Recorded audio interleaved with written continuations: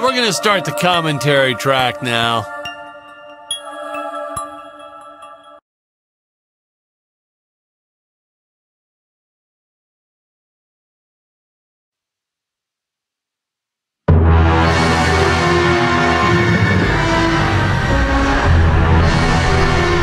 Hello, Dan Smith here. I directed this film back in, well, it feels like a century ago.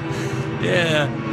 The studio asked me to provide a commentary track for the DVD release. And wham! Straight into the action. No fluff or anything. That's what we did back then. Crash landed. Out pops our hero, the fearless Dick Starspeed.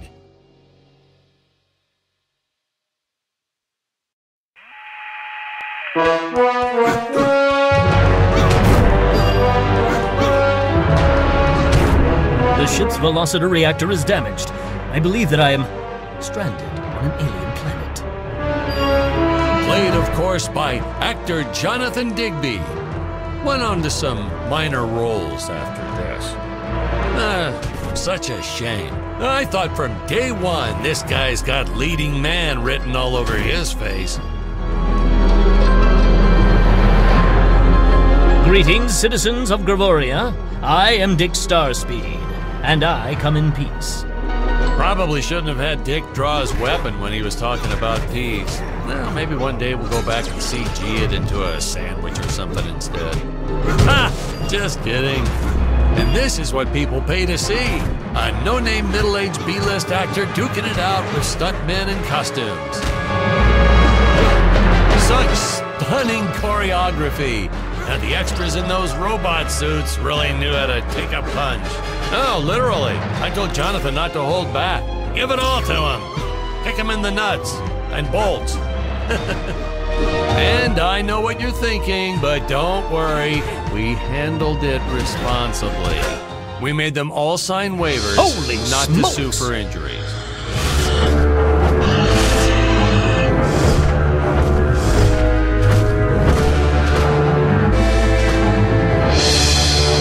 If I land squarely on that grain silo, I should survive this fall unscathed. Well, I shouldn't say this now, but you could actually see the strings if you squinted hard enough.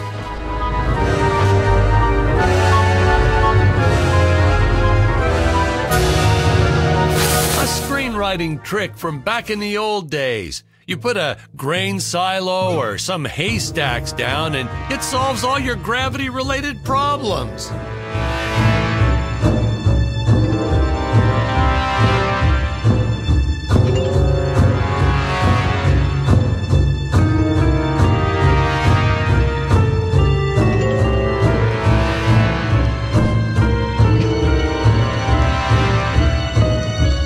It appears some of my equipment was lost when my ship was shot down.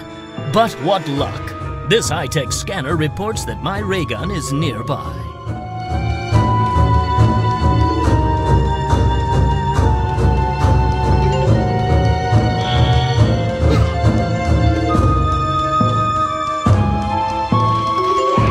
Dinosaurs. You just don't see quality stop motion like this anymore, do you?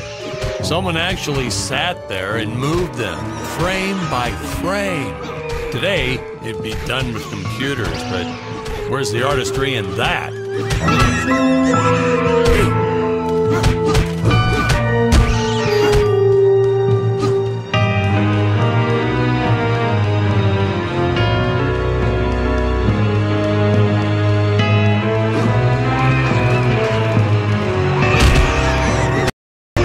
Must have preferred shellfish or something.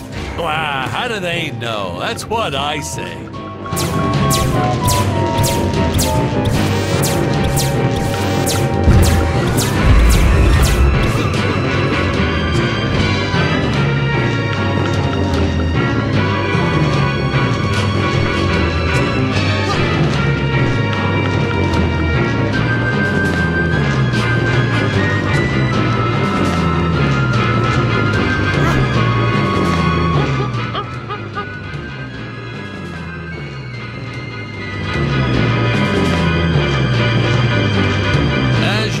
battle, the local population is defenseless. That's where our hero steps in and saves the day.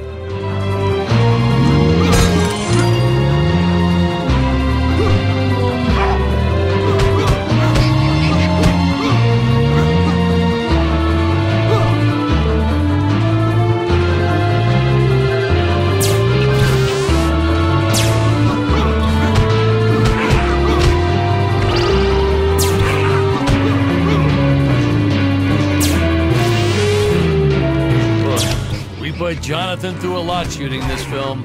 He wasn't the best actor, especially when reacting to getting hit. He's what you call a flincher. So I told the stuntman to really just go to town on him. It's the only way to get an honest performance sometimes. Our props master tried to make the weapons soft, but there's only so much you can do. Lucky for us, Dick's entire body was covered in that spacesuit. That thing was a lifesaver when it came to hiding bruises.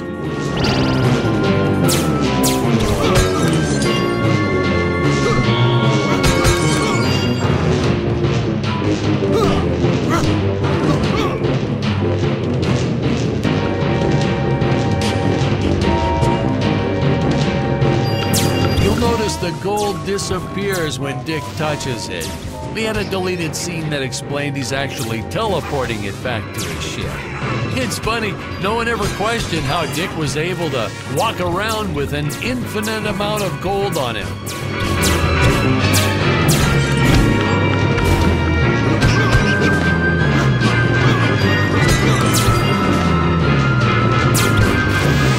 We had to redo these shots.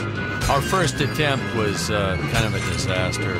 We tried using real apes, thought it'd cut down on the costume budget a bit. But have you ever tried working with apes? They are the worst actors ever. They don't sit still for a moment, and the second you take your eyes off of them, they're flinging their feces all over the place. Jonathan refused to work with them after he got, well, let's just say that he had to take more than a couple of showers one day. You know, you never forget the smell of monkey poo. We steam cleaned the studio top to bottom. Still never got rid of it entirely. All through the rest of the shot, we kept finding those little surprises hiding inside various props. Boy, were those the days.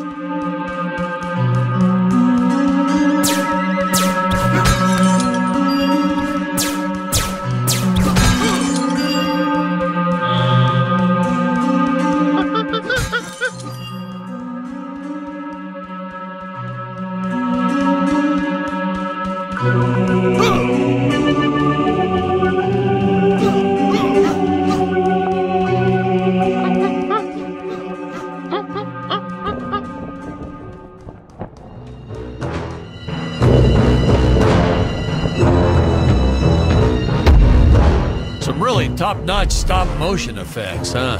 Unfortunately, we skimped on the Dick Starspeed puppet a little. The Earthman is not for you to eat, fiend! Oh, this was groundbreaking. We had the woman rescuing the man for once. We were really ahead of our time with this scene, but well, then again, I've always been rather progressive. The studio execs didn't seem to get why it was such a big deal, though. Sorry, we don't see this as anything unusual.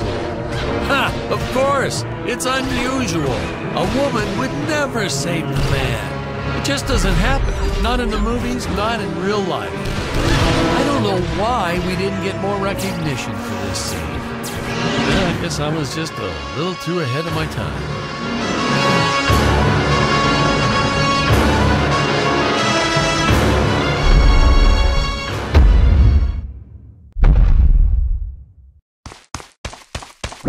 We're supposed to be seeing Dick and Scarlett's first dialogue scene here. What is your name? I am the magnificent Scarlet Nova. Do not question my motives. Just be happy that you are still alive. I must speak with my father at once. I shall teleport to his chambers.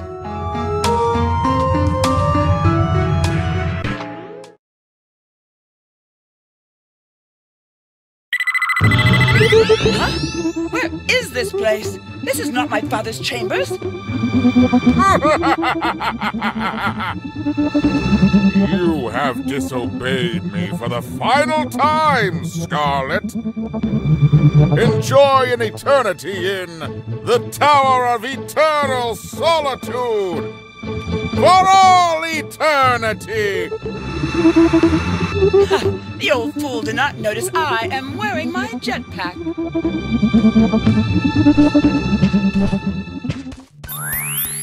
Boost. Jump. Wait. Use booster. Survive deadly fall.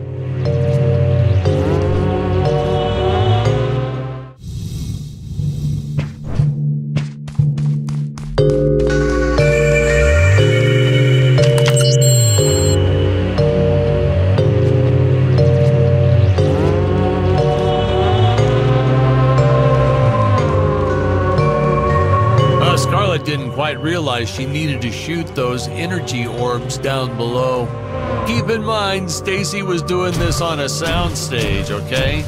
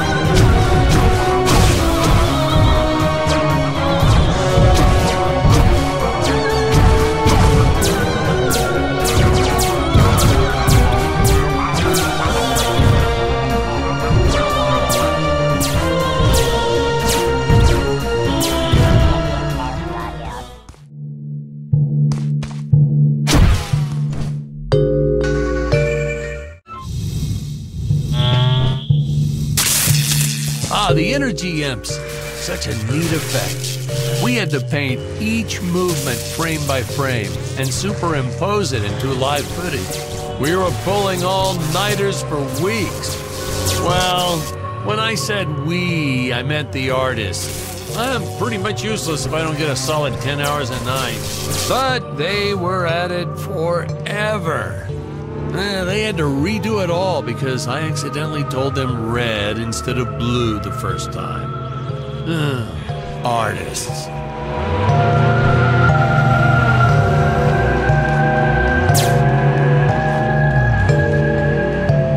Curses! My father revoked my access to the teleport terminals. I shall only be able to utilize the ones I activate manually.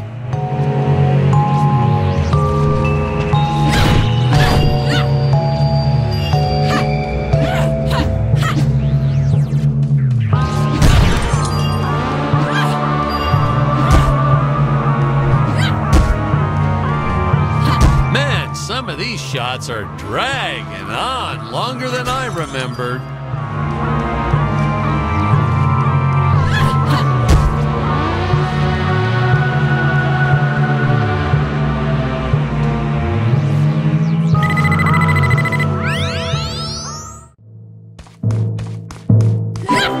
Ah, I knew you would return. Puny Earthman, you shall help me overthrow the Emperor. Why would you turn against your own father? How do I know I can trust you? This scene. This is practically Shakespeare in outer space. Just as the entire planet does. And, huh? Patrick, what's wrong with the video? Sorry, sir. Technical problems. Darn it, we're missing some really good writing here. There. Sorry about that. Well, we just passed right by her big scene. Basically, they agree to work together, but one must stay behind in the sleep chamber at all times. Should I rewind? Never mind. I'll continue from here.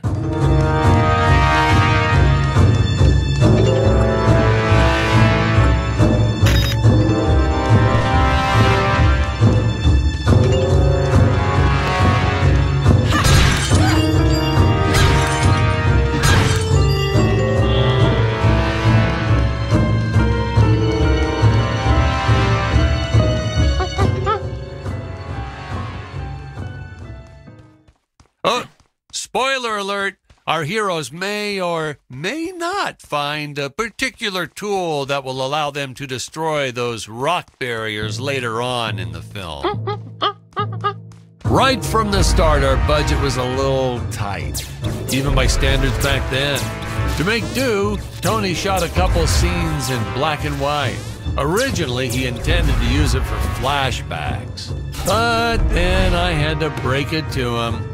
Our film doesn't have flashbacks. We almost made it a silent film just to cut costs.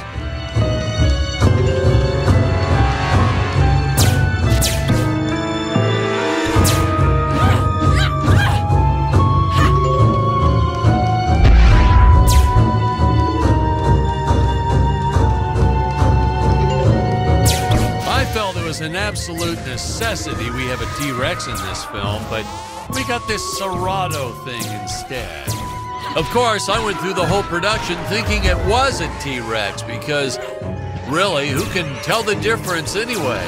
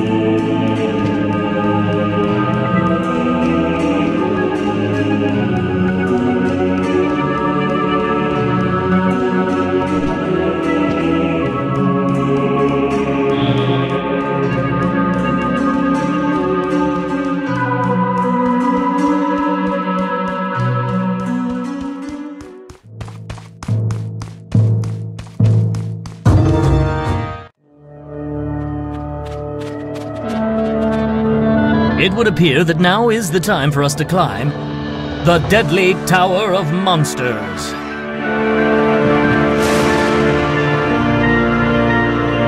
Good Screenwriting 101. Always announce the title within the film itself. How else are you going to let the audience know your heroes really mean business? Now, that weapon, it's just an electric shaver, but you know, I bet you'd never guess it was, would you? They look so futuristic.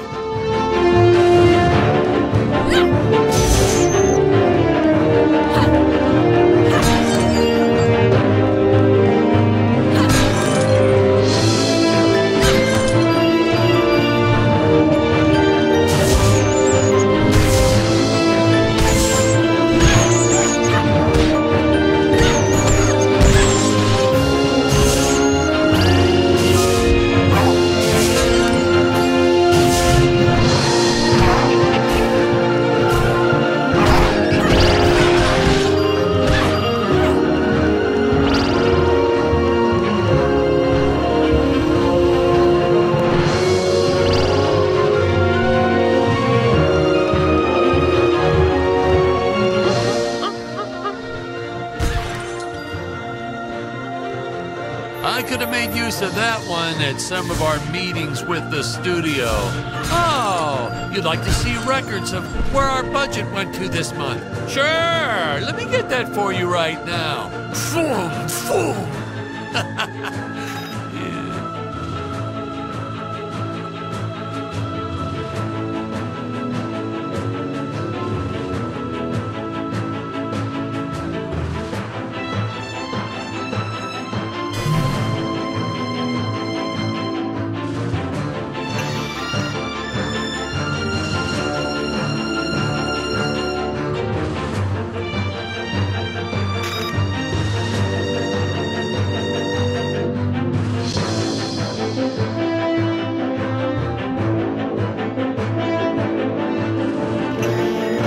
Unfortunately, those meetings ended in a much different way.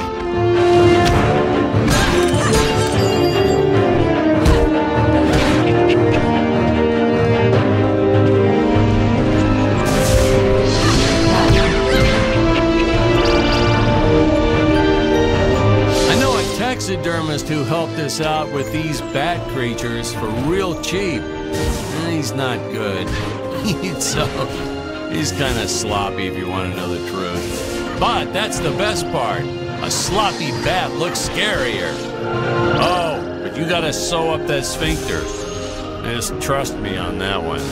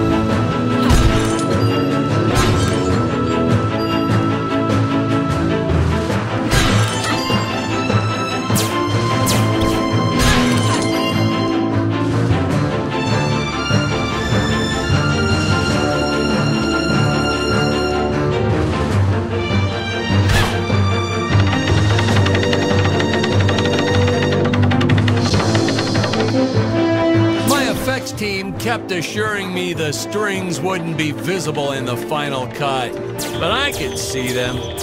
No transparent nylon. This stuff will do the trick. Yeah, right.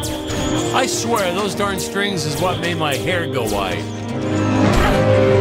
Oh, the squids. Some board member had these nephews who really wanted to be in the films. They made me cast them as squids. Whatever happened to artistic integrity? If you're going to cast a role not on merit, at least let it be a hot female role.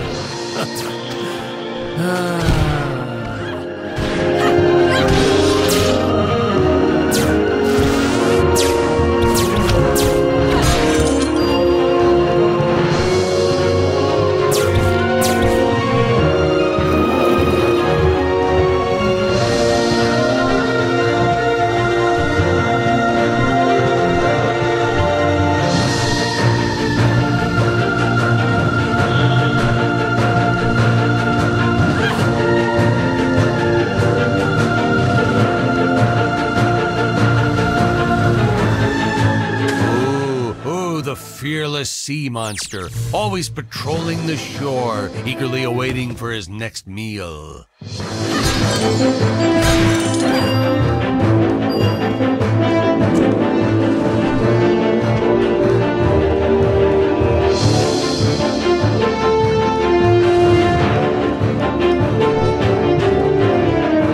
I designed this creature to reflect the human condition, always hungry, never satisfied.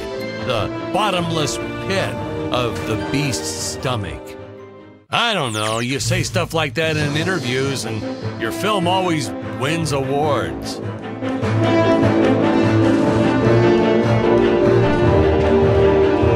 Oh yeah, another sea monster shot. Oh yeah, another sea monster shot.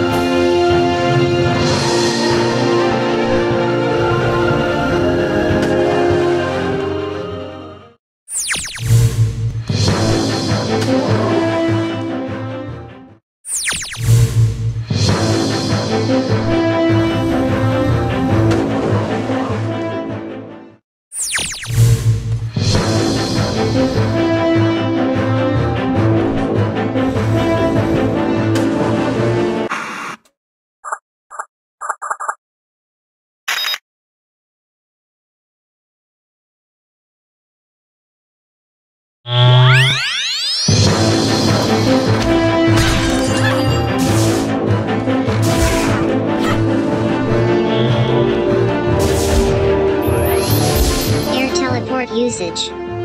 Jump. While in the air, use teleport.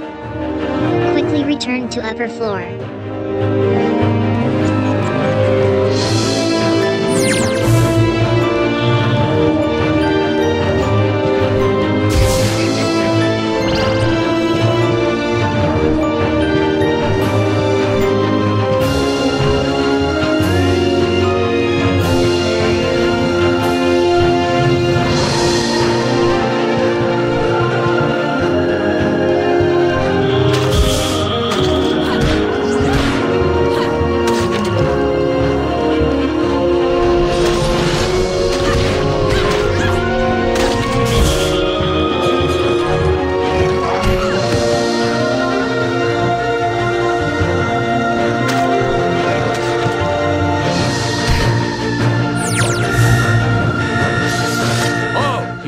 Miss a single minute of this scene. The nuclear ends.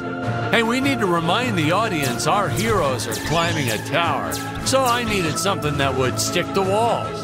Originally, we had these web-footed what-have-yous.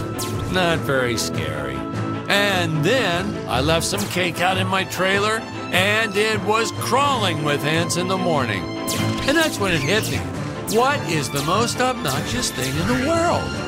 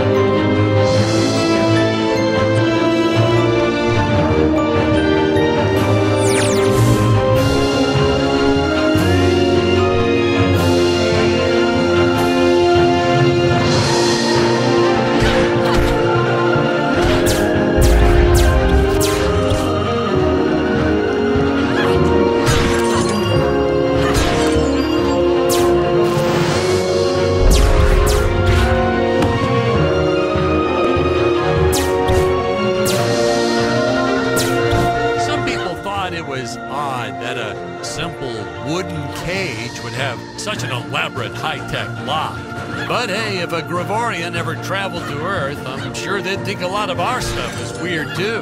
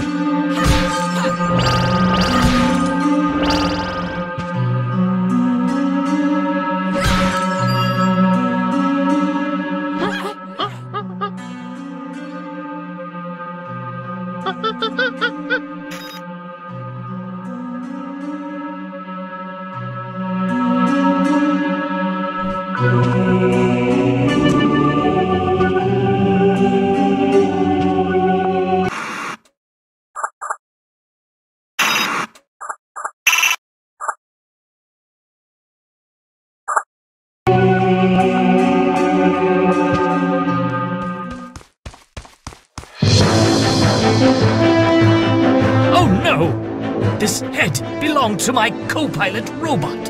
He was the most loyal companion in the galaxy. Dick. Malfunction. Dick. Malfunction. These Gravorians will pay dearly for this, my friend. Now, what's a space adventure film without a trusty robot sidekick, huh? Am I right? In the original draft, we had Dick and Scarlet team up with an alien from the planet's surface. You know the type, pointy ears, wise and emotionless. But then we came to our senses and realized that a giant tin can robot's way cooler. Besides, everybody was doing the alien thing back then. You know me, I'd rather be a trailblazer.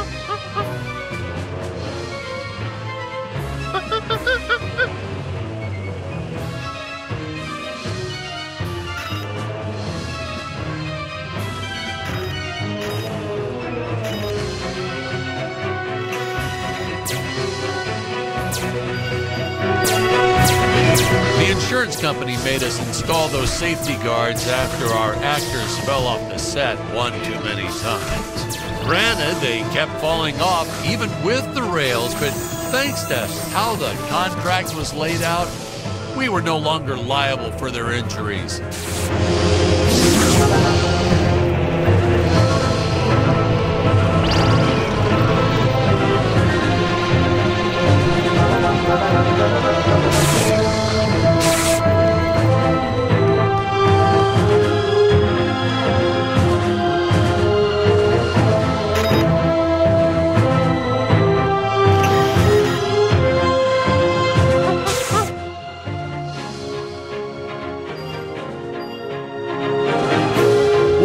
Ladies and gentlemen, I guess it's time to talk about the elephant in the room. Why on earth does this crazy film have title cards on screen when people are talking? You're thinking that, aren't you? I know you are. I would be too. Well, we had thought about making it a silent film at one point, so we shot a lot of scenes up close like this, with the dialogue written out for the audience to read. Well, when we swapped over to making a talkie, well, we just decided to keep on going rather than reshooting all those scenes.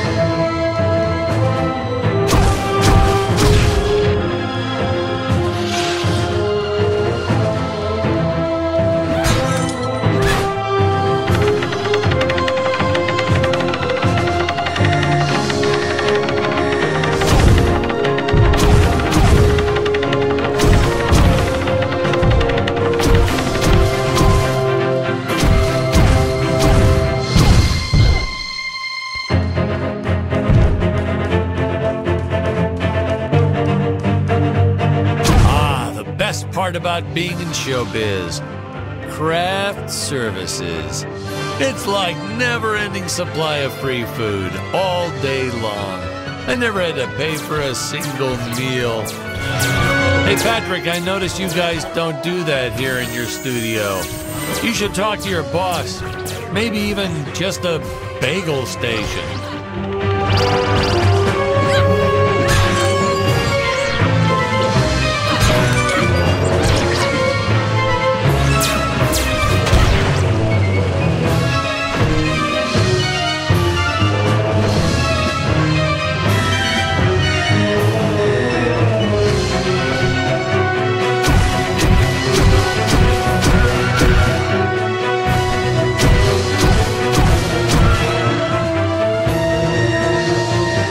Nitpicking science community also complained about these Terra whatevers breathing fire, like there's fossil evidence of dinosaurs not ever shooting fireballs. It's not like I gave them neck frills or had them spit poison or anything ridiculous like that.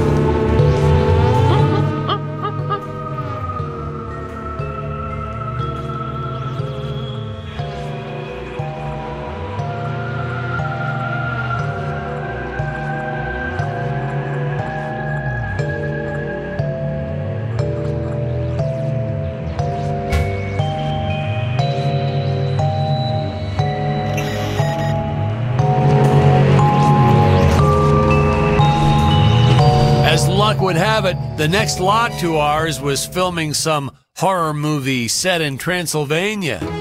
So we signed a soft contract with them to use their set after they wrapped for the day. And by that, I mean we kind of snuck in and filmed it real quick when no one was looking. I had my assistant Phyllis keep a lookout for the security guard.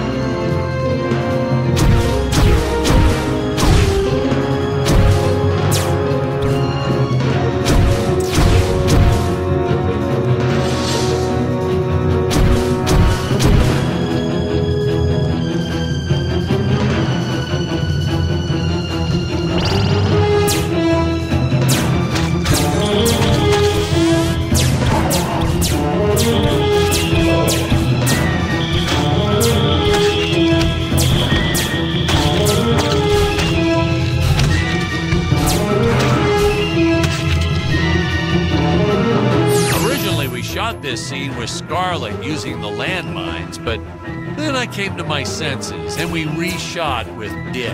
I mean, a woman using high explosives?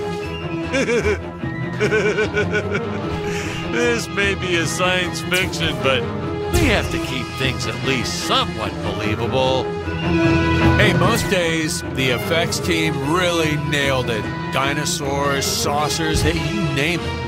But these, deflating rock boulder cubes, not their best work. Just looks kind of odd, if you ask me, like giant whoopee cushions. They said they could add some debris and explosions or two afterwards, and then we ran out of budget. Well, to be fair, we ran out of budget several times, but still, I lost a lot of sleep over these rocks.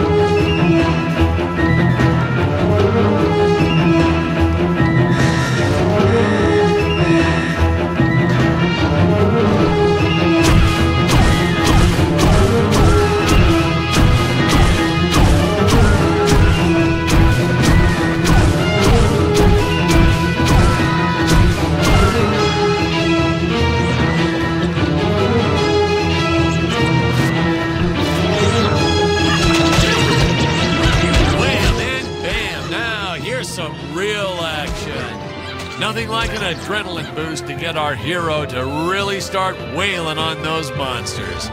We were unsure how to represent a surge of adrenaline at first, but I think we nailed it. Yep, definitely nailed it.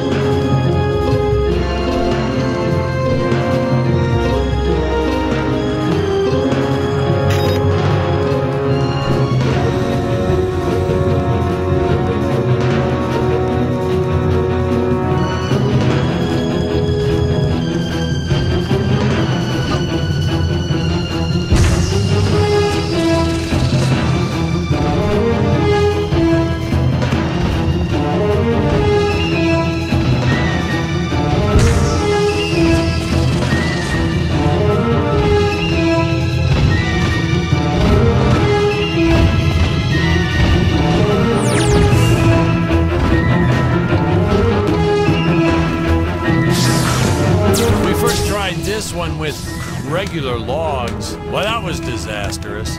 I'll tell you, never mess with physics. It was kind of, well, to be frank, it started out nice, but then, well, it was a death trap. Just plain and simple, it was a death trap. Poor kid holding the boom almost broke his leg. Guess he played basketball in college or something, because he leaped right at the last second. Woo! Crisis averted. My props guy wanted to swap them with some spongy material for safety, but I had a better idea. Let's set the logs on fire. Then the crew will be sure to be safe dealing with them.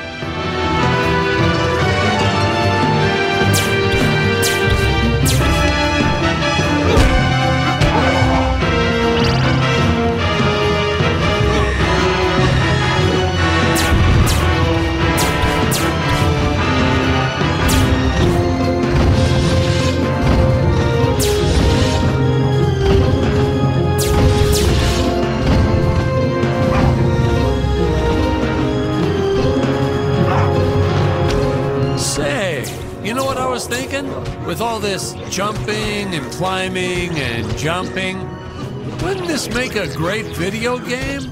Isn't that what all those video games are about? Jumping around? Well, yeah, and killing. There's jumping too, but mostly the killing. What? Patrick, that's awful. What sort of example are we setting for our youth? Well, movies are pretty violent too. Your heroes have killed everything in sight. You had Dick shooting a dinosaur in the face in the first 5 minutes. Well, Patrick, that's different, you know? What we did on film, that was art. Video games aren't art.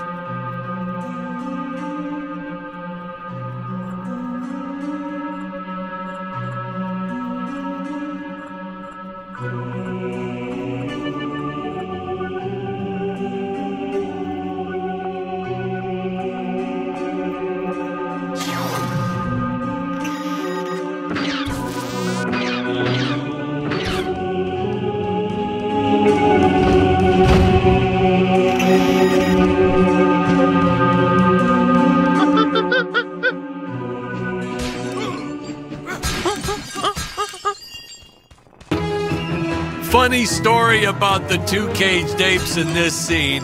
I had completely forgotten about them when we wrapped up filming on the set. Then we spent the next day doing a location shoot. So suffice it to say, our return to the studio was met with a couple of grumbling tummies complaining about unsafe work conditions, human rights, yada, yada, yada.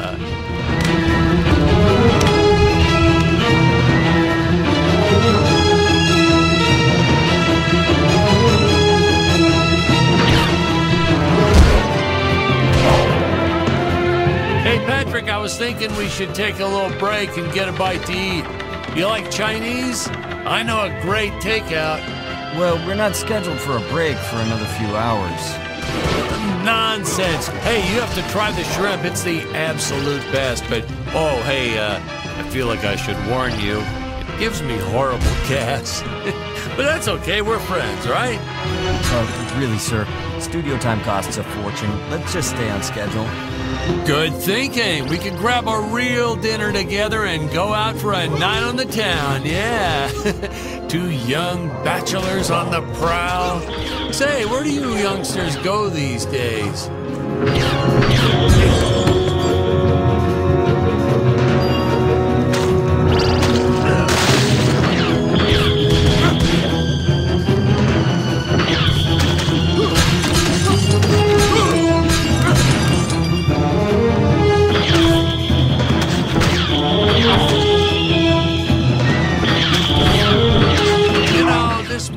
Not have made the big splash in Hollywood or even made the budget back for that matter, but hey, in the end, I think it was still worth making just for those die-hard fans that really love it. I attended a lot of sci-fi and movie cons, and to this day, I still see fans showing up dressed as aliens and apes and dinosaurs. Does a man proud. Now, granted, their costumes aren't exactly 100% faithful to the film, and it seems that no one ever remembers them by the right name. But still, knowing that we still have fans like this promoting the film decades later, it puts a tear in this old director's eye. I get all emotional.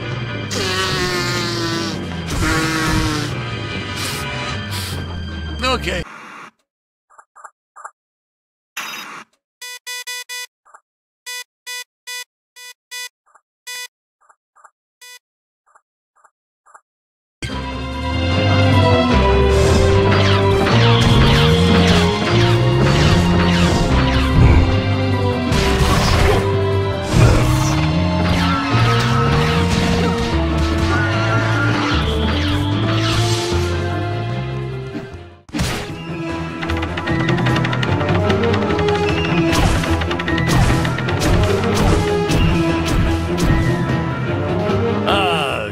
And his insistence on lens flare. I tell you, some days it felt like he was trying to be the director. Honestly, you could see dust on the lens, so just go and wipe it off myself. He would get so upset about it too. Like my fingers aren't clean enough to wipe the lens. Don't touch the lens. Whatever.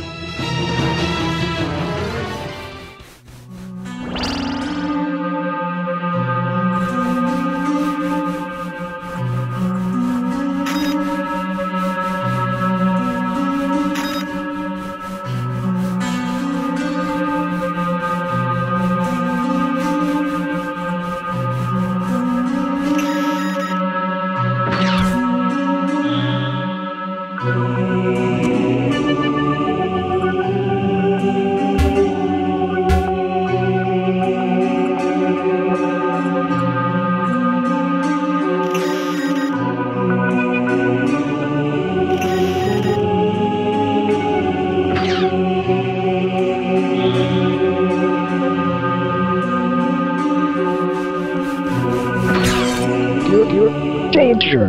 Human speed is not enough to pass through that fan.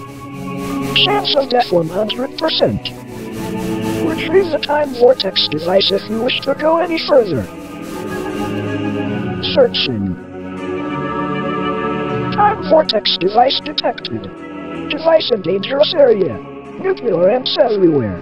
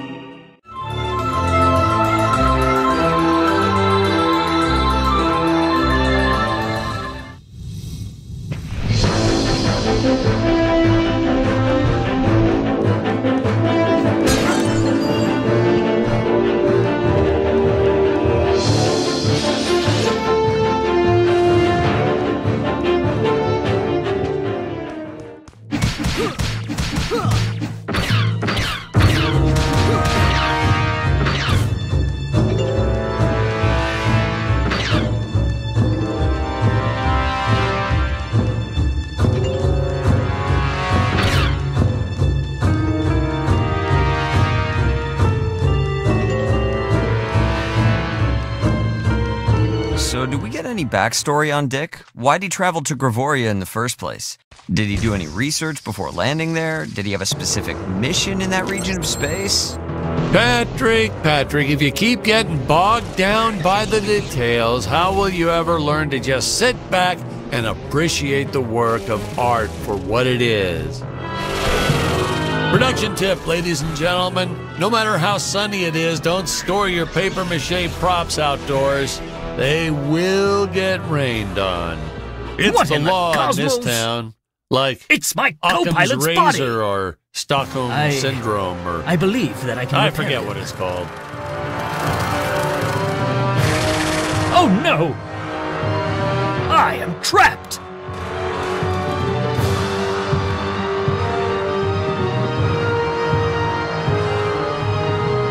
Master Dick. Master Dick.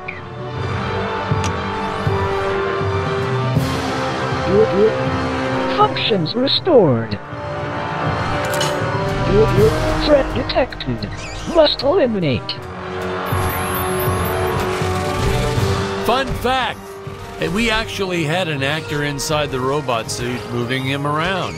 I bet you thought it was an actual robot, huh? That's how good he was. No rest breaks or anything. Hardest working actor I've ever met. What a trooper.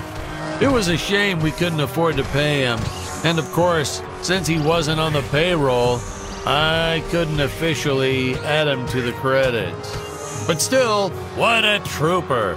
Wish I had a dozen actors like him.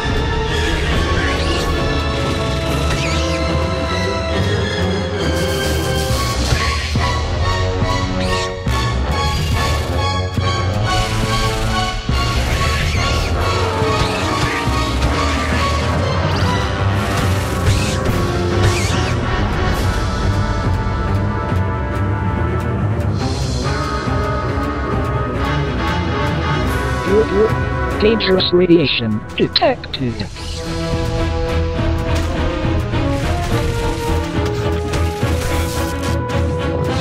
No, we didn't use the same material for the toxic waste as we did the slimes. I mean, why fake something when you have the real deal available?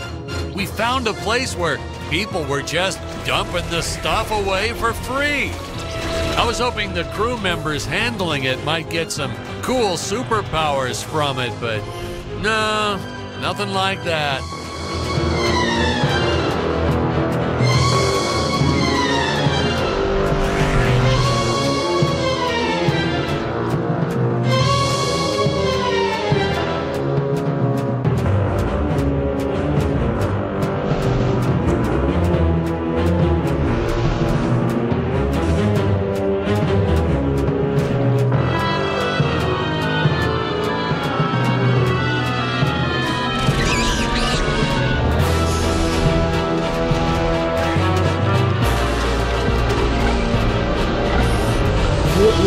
Eliminate with extreme prejudice.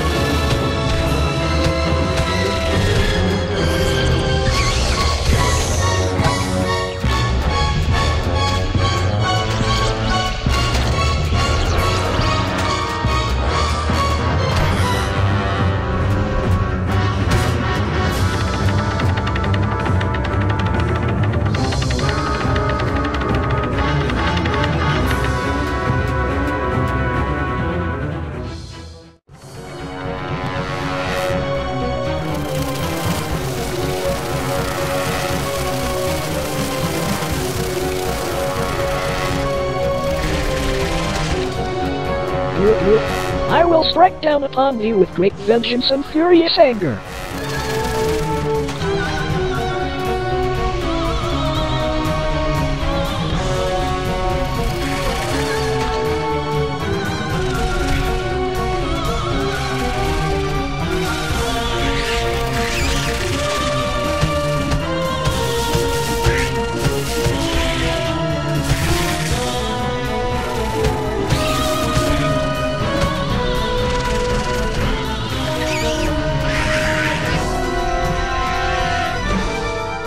Oh, Robot, you're all right! And you saved the day. You're threat eliminated. Looks like the Emperor's days are numbered. At long last, we have assembled our team. A lot of reviewers and fans, too, always wondered why we shot so few scenes with all three heroes in it together. I mean, we did our best to explain it. Something about the sleep chambers or staying back to protect the ape village. Really, it was just logistics. Jonathan had bowling league on Tuesdays and Thursdays, and Stacy had her karate Monday, Wednesday, and Friday. Honestly, we almost never had all of them on the set at the same time. Our robot actor was in some religion that only allowed him to work on Sundays. I'm still a little skeptical about that one, though. Sir, it's just a guy in a suit. Couldn't you have gotten just about anyone to stand in as the robot? See? That's why you'd make a horrible director, Patrick. His touches were subtle, to say the least. But he really brought a lot of character to the robot role. If he was so indispensable, how come you didn't list the actor in the credits? Well, let's just say it was an oversight. But I've learned my lesson. I only made the mistake 6 more times throughout my career.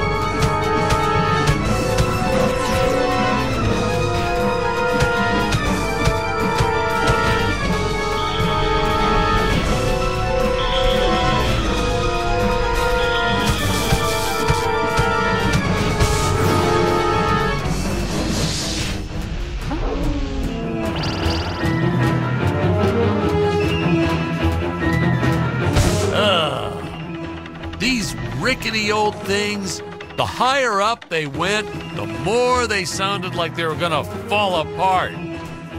I'm amazed that no one ever got hurt, or worse, riding these things. Well, there was the actor we originally cast for Dick's role, but we don't talk about him.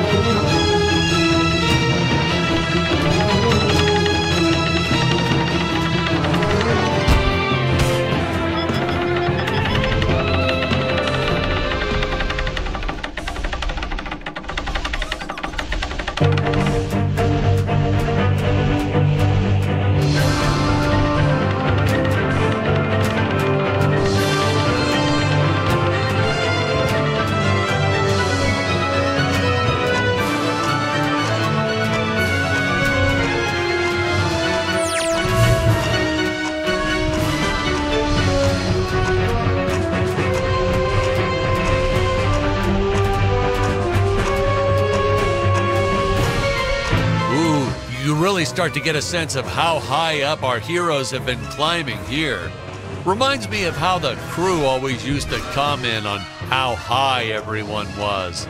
Those jokers, they'd even say it when we were filming the grounded scenes. And they all giggled like school children whenever they mentioned it too. So I'd make sure to laugh even harder so they'd know I was in on the joke. Whatever it was.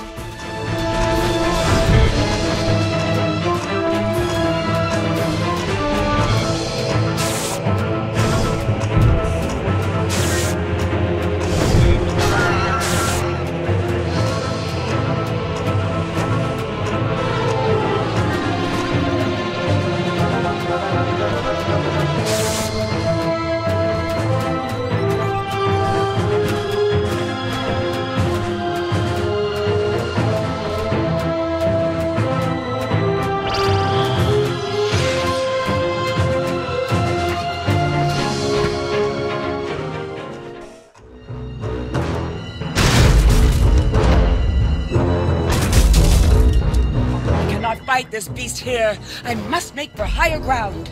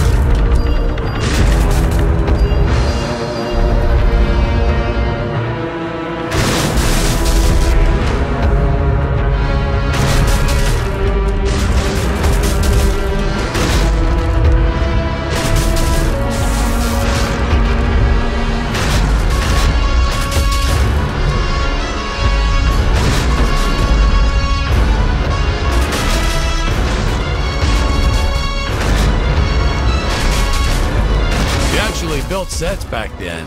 Props, walls, you name it. Then, you moved bits and pieces around and created whole new scenes. We were efficient. Hey, now what's going on? This is...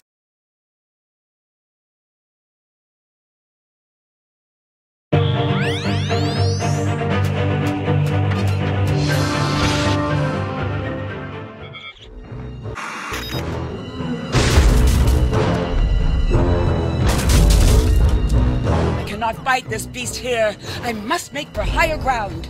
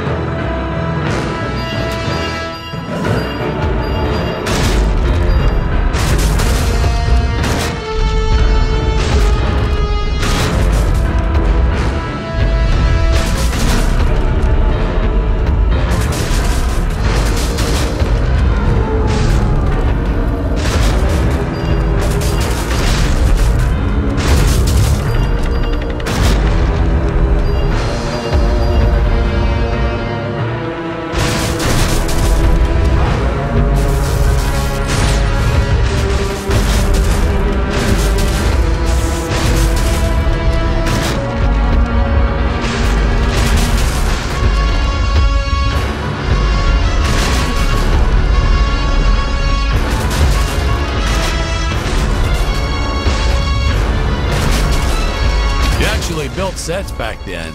Props, walls, you name it. Then, you moved bits and pieces around and created whole new scenes. We were efficient. I adopted that technique to my wardrobe, too.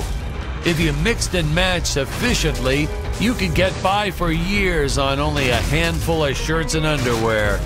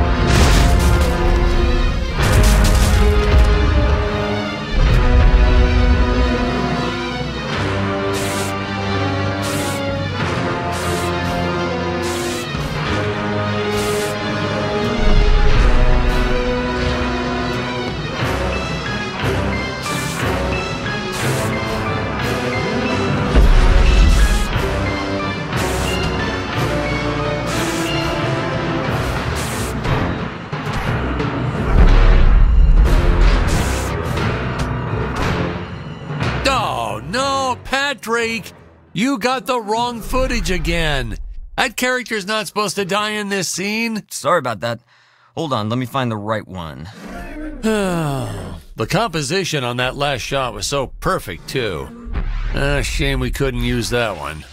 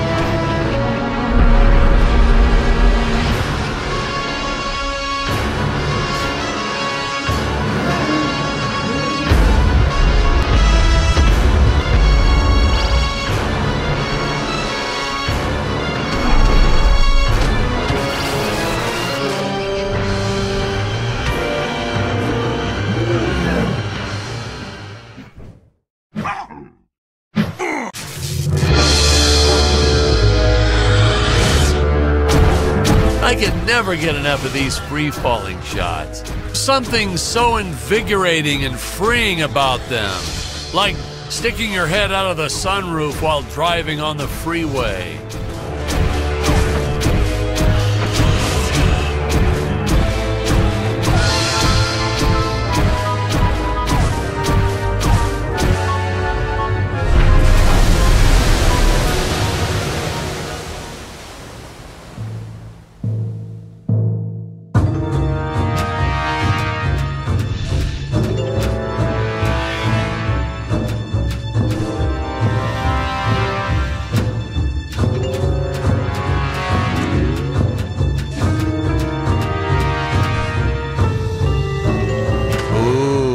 The fearless sea monster, always patrolling the shore, eagerly awaiting for his next meal.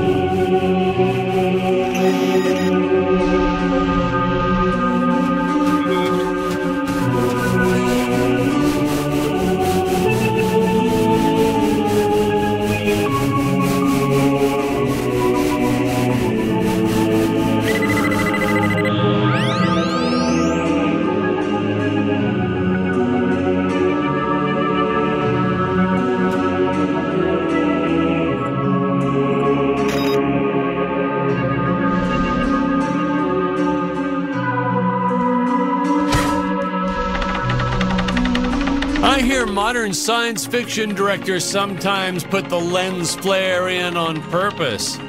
Why on earth? What's the next trend? Dead fly on the lens? Jeez. Watch. You won't believe me, but you just watch. It'll happen. Some big shot will do it for one scene, and the following year, everyone will be doing it.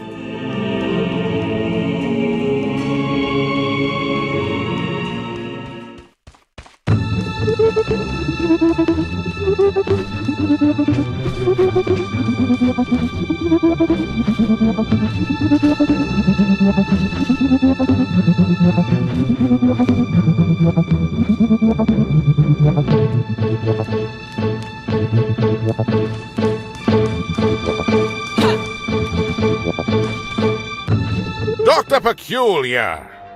Yes, Your Eminence? Release the Mechamelion! But Your Eminence, the Mechamelion isn't ready. What is the meaning of this? I thought he was completed. Genius is never completed, Your Eminence. I was just preparing to install a chainsaw on his tail. Enough! Your tinkering costs me precious gold and time. You do not have that luxury, Dr. Peculiar. Yes, Your Eminence. Releasing the Mechamelion at once. Ah, Ludwig. Yeah, good old Ludwig. We cast an actual doctor to play Dr. Peculiar. Never again. Oh my God, he was a cranky old coot. May he, rest in peace. The costumes, the script, the creature effects, you name it, he wouldn't stop criticizing everything. Well, in his defense, I think he did have some early signs of dementia or something. He was always getting lost on set, forgetting his lines, making up new ones. Yeah, it was cute. Midway through a scene, he'd just yell, "Where are my pills?" It was like a catchphrase. We almost left a few of them in.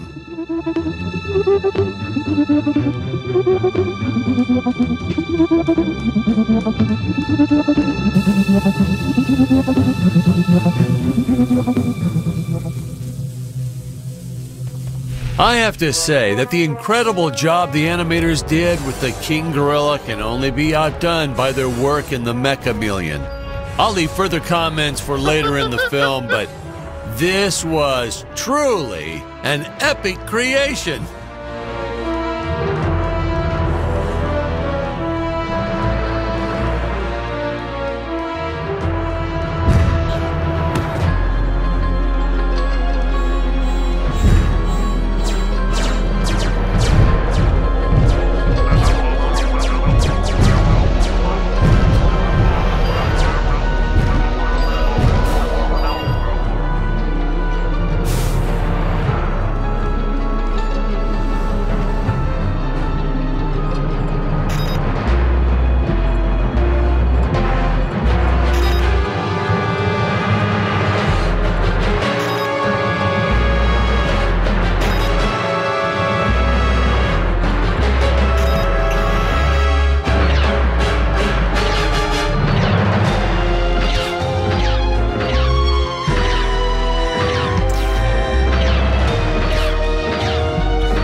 Here we see our first glimpse of a technique I used throughout the movie.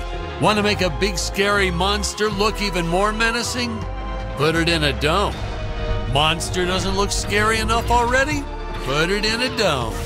Want the audience to know when a monster really means business? Put it in a dome.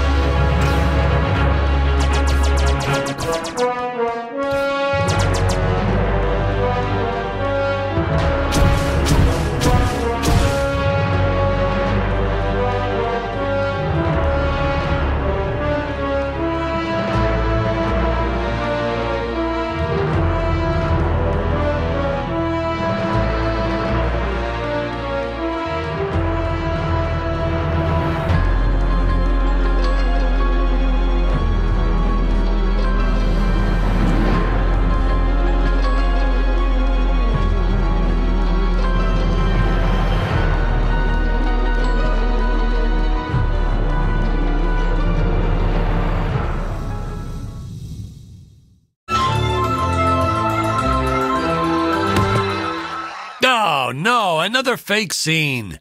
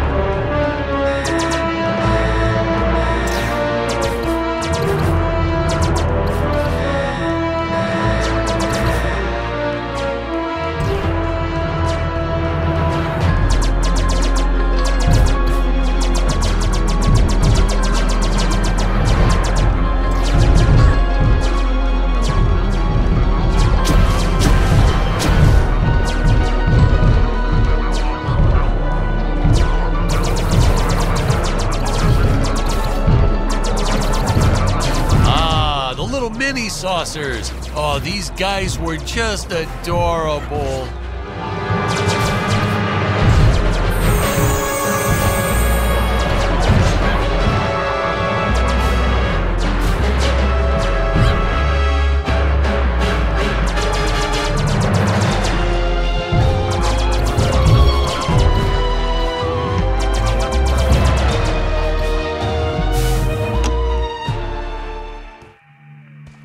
I was a huge fan of the old classic movie, The Flea from 1958.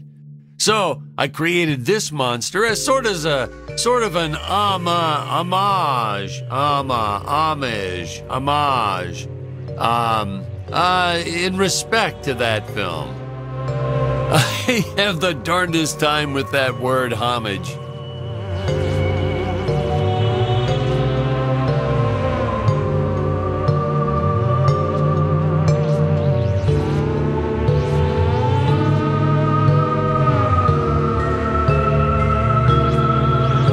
I was trying to push a new style of filmmaking. Have the hero do absolutely nothing from time to time.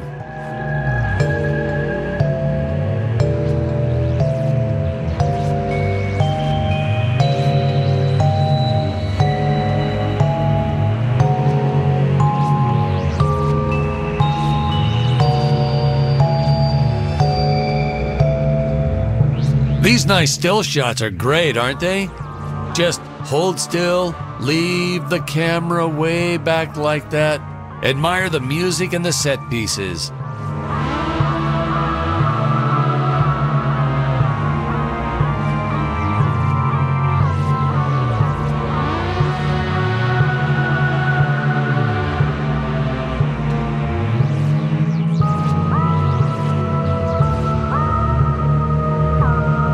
Yeah, this was certainly one of those more contemplative moments.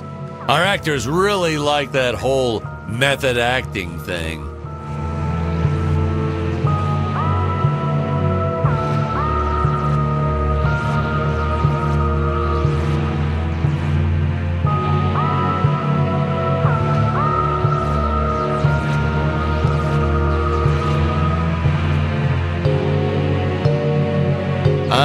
Patrick, are you sure this is the right footage?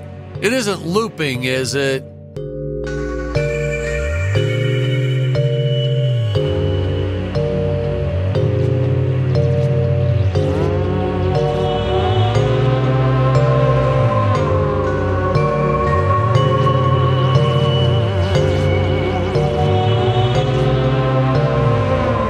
I wanted my actors to slow down, contemplate a bit, breathe. Feels more real, doesn't it?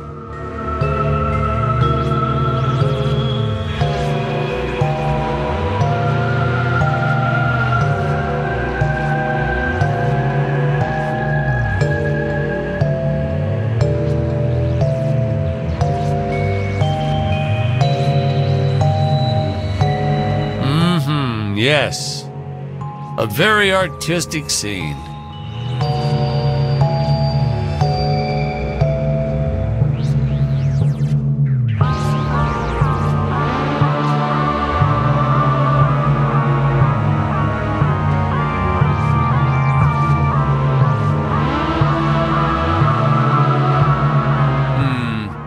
This could go on for a while. Patrick, do I have time to sneak out for a coffee real fast?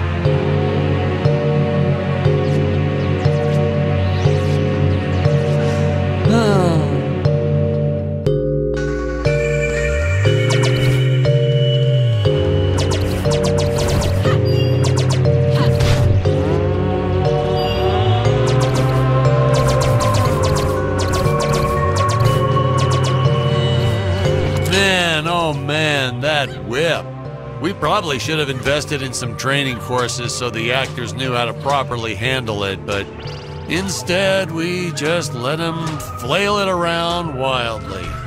You know that saying, it's all fun and games until someone loses an eye? That's true. And that's the story of why the Emperor wears that metal monocle. Greg was a real trooper about it, though. Didn't even seem fazed that he'd have to wear an eye patch for the rest of his life. I think he went on to do some pirate-themed promotions at his used car lot once we wrapped up production.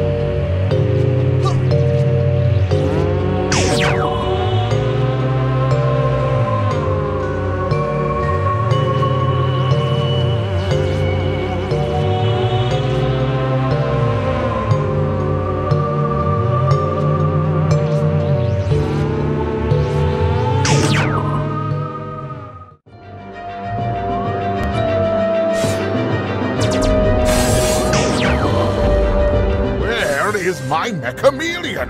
Why has it not pulverized the intruders already? Well, Your Eminence, I was installing photon lasers into its eyes. I hadn't finished. So, the Mechameleon might be somewhat, well, blind. My indomitable guardian is blind?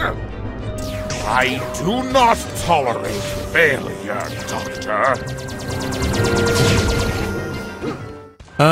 Getting these two to do their scenes together was enough to make your head spin. They weren't, strictly speaking, actors. Well, not in your usual sense. Ludwig here, or Dr. Peculiar, actually was a doctor. I think I told you that before. Greg, our Emperor, well, that's a whole different can of beans. Our casting guy found him at a used car lot. Greg talked him into buying just a horrible car. Thing never ran. Oh, then when he tried to get his money back, Greg just laughed maniacally, so doggone it, he offered Greg the role right on the spot. He said, "Dan, this guy is perfect." We were running out of extras and clay sculptures, but we needed more monsters. Oh, please, more monsters. So we had this brilliant idea. If you stick a puppy inside an old vacuum cleaner, wham! Instant monster!